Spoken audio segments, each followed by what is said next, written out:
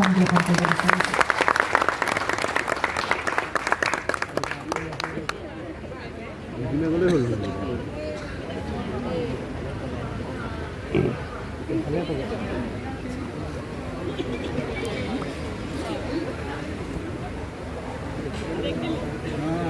আজিৰ সভাত আমাৰ মাজত উপস্থিত অসম চৰকাৰৰ সন্মানীয় শিক্ষামন্ত্ৰী ৰণোজ পেগু ডাঙৰীয়া, লখিমপুৰ লোকসভাৰ সাংসদ প্ৰদান বৰুৱা ডাঙৰীয়া, লখিমপুৰ বিধানসভা সমষ্টিৰ সন্মানীয় বিধায়ক মানৱ ডেকা ডাঙৰীয়া, ঢকুৱাখানা সমষ্টিৰ সন্মানীয় বিধায়ক নৱ কুমাৰ দলে ডাঙৰীয়া, বিপুৰীয়া সমষ্টিৰ সন্মানীয় বিধায়ক ডক্টৰ অমিয় কুমাৰ ভূঞা ডাঙৰীয়া, অক্ষয় পাত্ৰ উত্তৰ পূৰ্বৰ সভাপতি আৰু আমাৰ সকলোৰে শ্ৰদ্ধাৰ প্ৰভু শ্ৰী জনাৰ্দন দাসা ডাঙৰীয়া, আমাৰ মাজত উপস্থিত SSAৰ মিছন ডিৰেক্টৰ ডক্টৰ ওম প্ৰকাশ ডাঙৰীয়া, লোক নিৰ্মাণ বিভাগৰ আয়ুক্ত সচিব শ্ৰী চন্দন শৰ্মা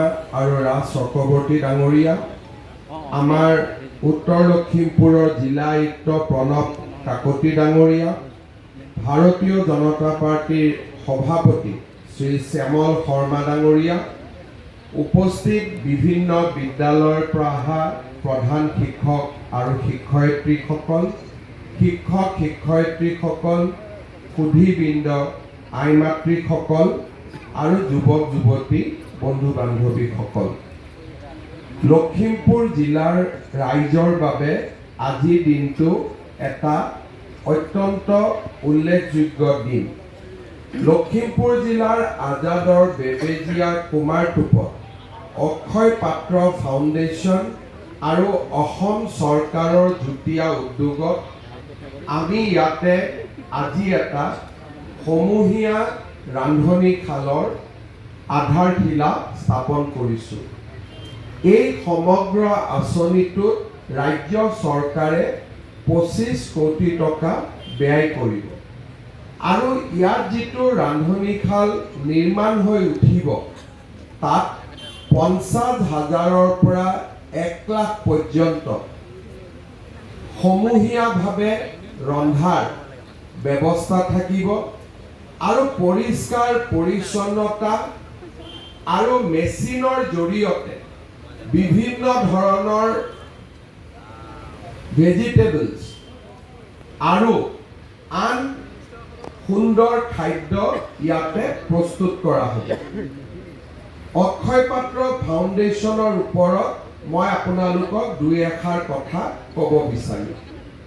2008 চনত মই বাংগালুৰুলৈ ব্যক্তিগত কামত গৈছিলোঁ আৰু সচৰাচৰ য'ত ভাল মন্দিৰ থাকে, ধৰ্মীয় অনুষ্ঠান থাকে, তাত যোৱাৰ বাবে সদায় আমাৰ আগ্ৰহ থাকে। এই আগ্ৰহ অনুসৰি বেংগালুৰুৰ প্ৰসিদ্ধ ইস্কন মন্দিৰলৈ যোৱাৰ মোৰ সৌভাগ্য হৈছিল। মন্দিৰ দৰ্শনৰ পিছত তাৰে সাধু সন্তসকলে মোক অক্ষয় পাত্ৰৰ জৰিয়তে মধ্যাহ্ন আহাৰ যোগান ধৰাৰ আঁচনিখনৰ বিষয়ে বৰ্ণনা কৰে আৰু এই আঁচনিখন কি ধৰণে চেণ্ট্ৰেলাইজ কিটচেনৰ জৰিয়তে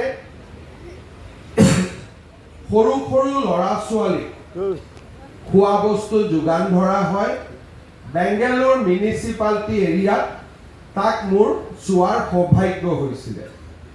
তাতে এটা ডাঙৰ কিটচেনত মেচিনৰ জৰিয়তে ৰুটি ভাত আদি বনোৱা হয়।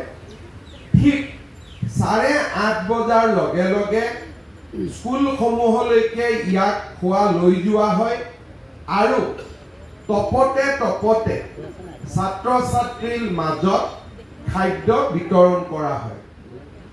খাদ্যৰ লগত চৰকাৰে যিমানখিনি ধন যোগান ধৰে, সেই সময়ত 3 টকা আছিলে, সম পৰিমাণৰ ধন এই ফাউণ্ডেশ্যনৰ ফালৰ পৰা লগত সংযোজিত কৰি দিয়া হয় আৰু ফলত আমাৰ ল'ৰা ছোৱালীয়ে বৰ্তমানে খাই থকা মিড ডে মিলতকৈ তেওঁলোকে দিয়া খাদ্য বহুখিনি নিউট্ৰিচিয়াছ আৰু পুষ্টিকৰ হৈ পৰে।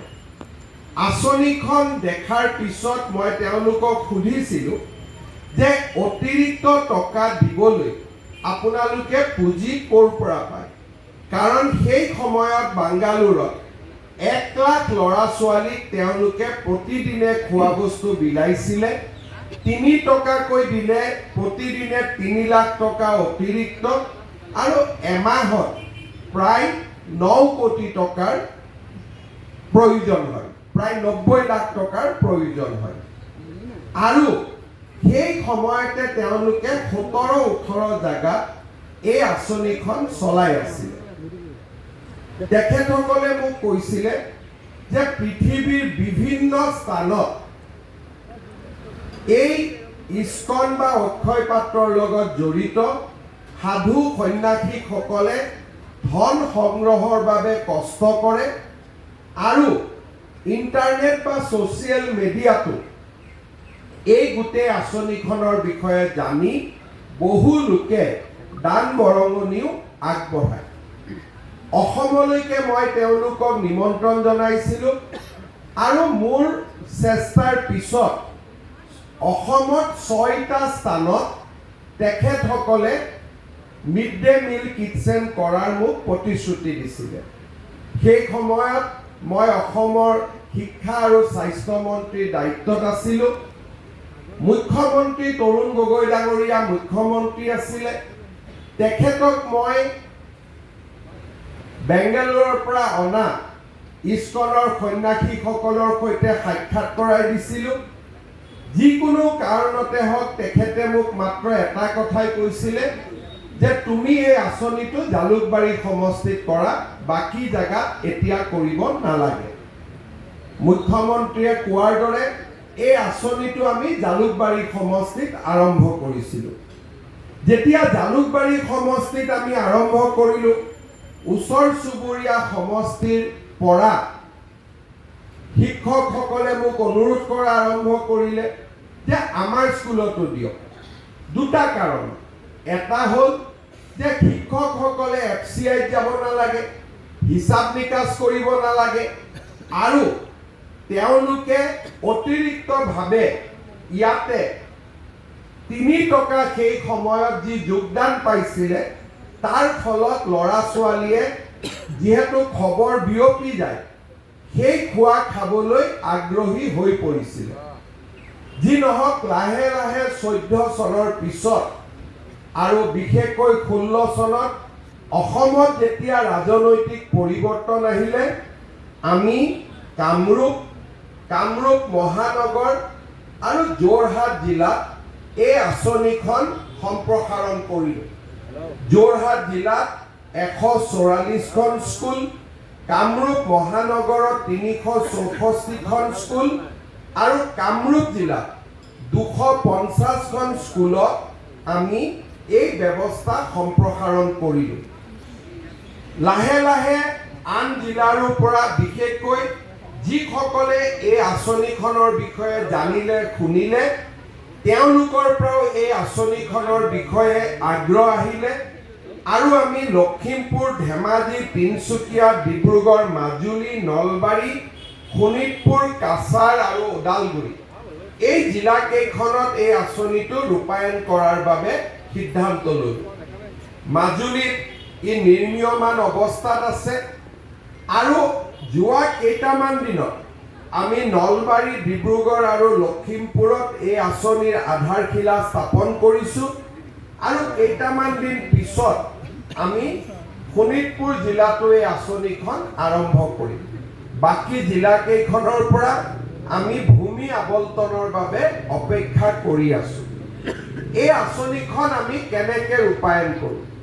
ইয়াত যিটো ৰান্ধনি ঘৰ হৈ উঠিব, এই ৰান্ধনি ঘৰটোত আমি 25 কোটি টকা ব্যয় কৰিম। কোনে ব্যয় কৰিব? ৰাজ্য চৰকাৰে। বিল্ডিং হ'ব আৰু 8 কোটি টকাৰ মেচিন আহিব, কাৰণ ইয়াৰ খোৱা মেচিনত বনিব, হাতৰ কোনো ইয়াতে কাম নাথাকে। শাক চব্জি কাটা চাফা কৰা বেলেগ কথা, কিন্তু আদাৰৱাইজ এই গোটেই কামখিনি মেচিনত হ'ব। বনোৱাৰ পিছত ইয়াক স্কুললৈকে লৈ যোৱা হ'ব। এতিয়া প্ৰশ্ন আহিব যে স্কুলত যি ৰান্ধনি আছিল তেওঁলোকৰ কি হ'ব? আমি তেওঁলোকক দায়িত্ব দিছোঁ যে আপোনালোকৰ চাকৰি একে থাকিব, মাত্ৰ আগতে ৰান্ধিছিলে, এতিয়া আপোনালোকে বিলাব। অৰ্থাৎ স্কুলত গাড়ীখন আহি গ'ল, আপোনালোকে গাড়ীখনৰ ওচৰলৈকে গ'ল, যিখিনি বাচন থাকিব ডাঙৰ ডাঙৰ স্কুললৈকে লৈ আহিলে, আৰু ল'ৰা ছোৱালীক খোৱাখিনি বিলাই দিলে, আৰু বাচনখিনি ধুই যেতিয়া গাড়ীখন আকৌ উভতি আহিব, খালী বাচনখিনি আপোনালোকে গাড়ীত তুলি দিব। গাড়ীখনো আমি বিশেষভাৱে বনাওঁ য'ত নেকি 100 কিলোমিটাৰ পৰ্যন্ত খোৱা বস্তু গৰম হৈয়ে থাকিব, খোৱা বস্তু ঠাণ্ডা হৈ নাযায়। ইয়াতে অক্ষয় পাত্ৰ ফাউণ্ডেশ্যনৰ ভূমিকা কি হ'ব? কিটচেন চৰকাৰে বনালে, কিন্তু কিটচেনটো তেওঁলোকে পৰিচালনা কৰিব।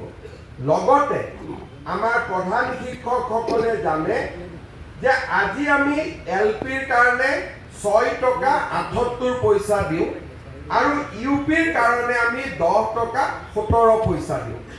কিন্তু এখেতসকলে যি খোৱা বস্তু বনাব তাত 12 টকা 50 পইচা লাগিব, আৰু এই অতিৰিক্ত LPৰ কাৰণে 5 টকা 72 পইচা, আৰু LPৰ কাৰণে 2 টকা 33 পইচা ই অক্ষয় পাত্ৰ ফাউণ্ডেশ্যনে লখিমপুৰৰ শিশুসকলৰ বাবে তেখেতসকলে নিজৰ পুঁজিৰ পৰা যোগান ধৰিব। অৰ্থাৎ আমাৰ এই গোটেই আঁচনিটো এখন ভাগিদাৰী বা সহযোগিতাৰ ভিত্তিত এই আঁচনিখন নিৰ্মাণ হ'ব, আৰু সুন্দৰভাৱে ল'ৰা ছোৱালীয়ে এই পুষ্টিকৰ খাদ্য খাব পাৰিব।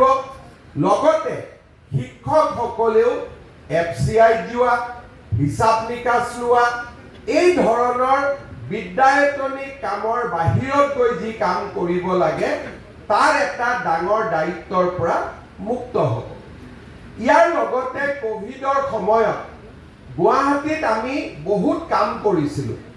কোভিড চেণ্টাৰবিলাকত আমি অক্ষয় পাত্ৰৰ পৰাই খোৱা বস্তু আমি লৈ গৈছিলোঁ। এতিয়াও গুৱাহাটী মেডিকেল কলেজৰ এটেণ্ডেঞ্চসমূহক খুৱাব লাগে।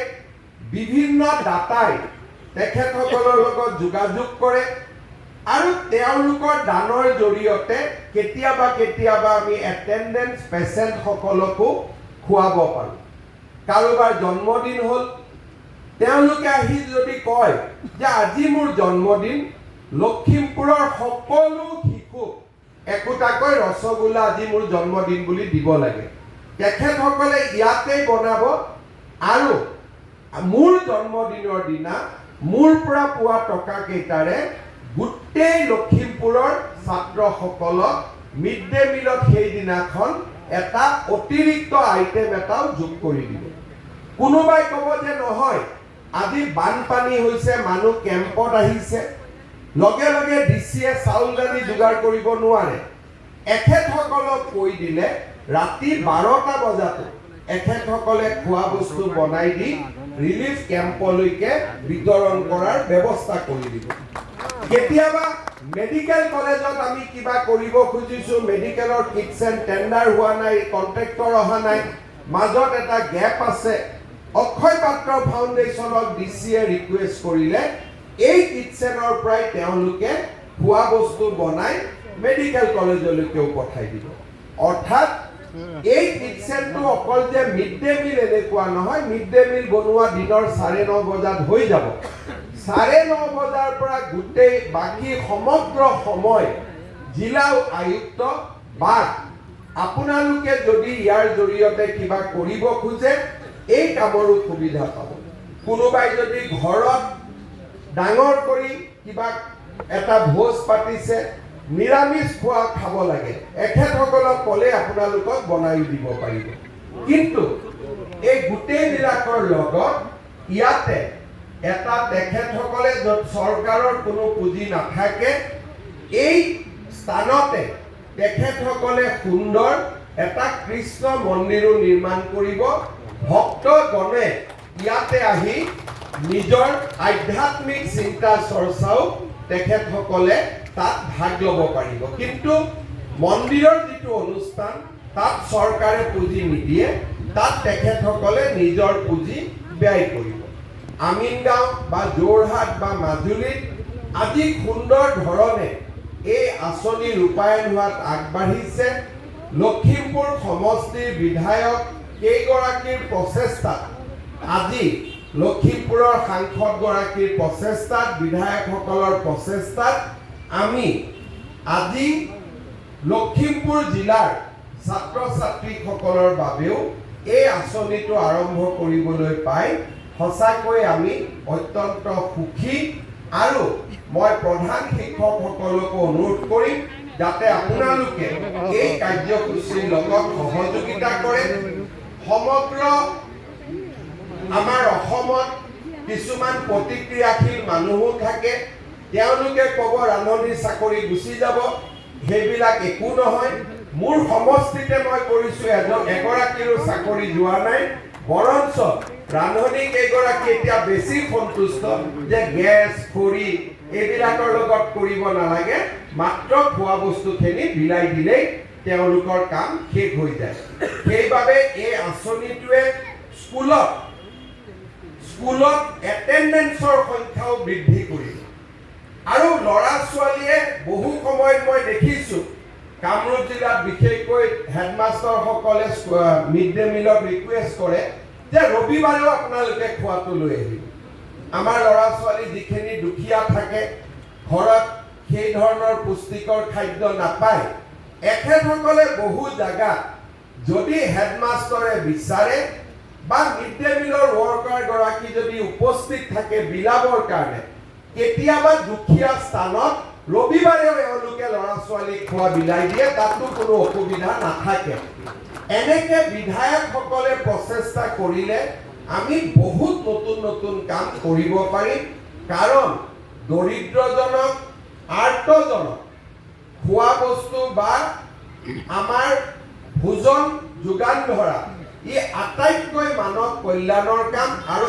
এনেকুৱা কামতে পৰমাত্মাও সন্তুষ্ট হয় আৰু আত্মাসমূহো সন্তুষ্ট হয় সেইবাবে লখিমপুৰ জিলাৰ ৰাইজক এই আঁচনিখনত সম্পূৰ্ণ সহযোগিতা কৰিবলৈ মই আহ্বান জনাম আজি মই লখিমপুৰত আহিছোঁ কেইবাটাও আঁচনিৰ আমাৰ আজি শুভ উদ্বোধন হ'ব পানী যোগান আঁচনিৰ পৰা কেইবাটাও কাম হ'ব আজি